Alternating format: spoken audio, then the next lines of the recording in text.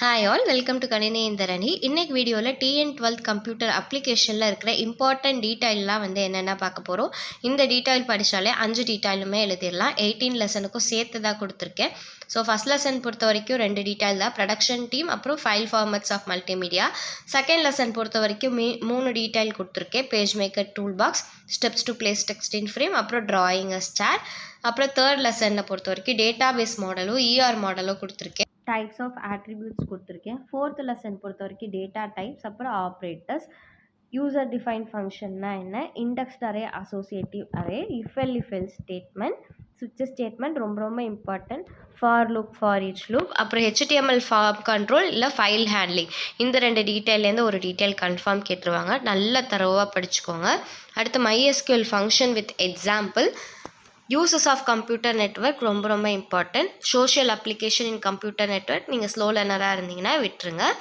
Difference between internet, intranet, extranet. இது slow லேர்னராக இருந்தீங்க அப்படின்னா 3 மார்க்கில் இருக்கும், அதே எடுத்து படிச்சுக்கோங்க.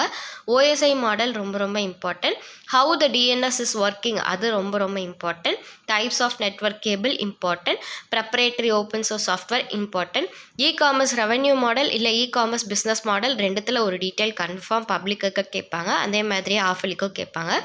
Traditional commerce, e-commerce, key players of credit card management system, internet banking and mobile banking.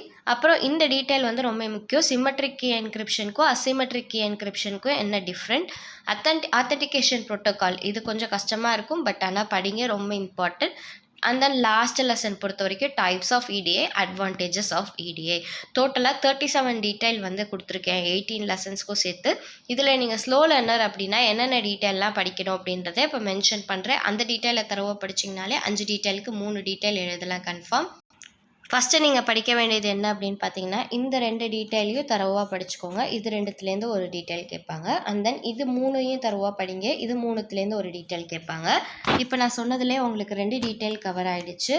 And then இதில் பார்த்தீங்க அப்படின்னா ஸ்விட்ச் ஸ்டேட்மெண்ட் நல்லா படிங்க. ஸ்விட்ச் ஸ்டேட்மெண்ட் அப்புறம் இஃப் எல்ஸ் ஸ்டேட்மெண்ட், இது 2 படிங்க. இது 2த்துலேருந்து ஒரு டீட்டெயில் கன்ஃபார்ம் கேட்க சான்சஸ் இருக்குது.